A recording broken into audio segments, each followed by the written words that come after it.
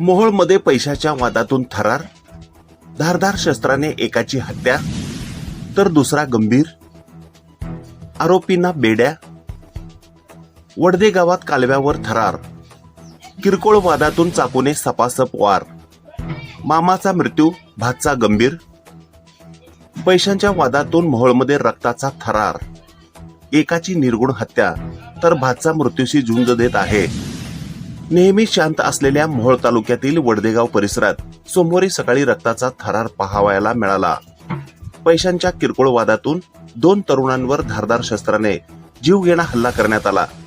या हल्ल्यात एकाचा जागीच मृत्यू झाला असून दुसरा तरुण मृत्यूशी झुंज देत आहे. या घटनेमुळे संपूर्ण मोहोळ तालुक्यात खळबळ उडाली आहे.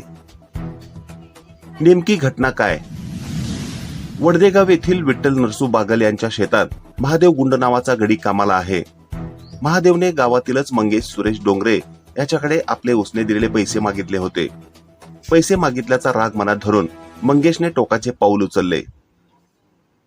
सोमवारी सकाळी 10:15 वाजण्याच्या सुमारास मंगेश डोंगरे आणि त्याचा साथीदार समर्थ संजय जगताप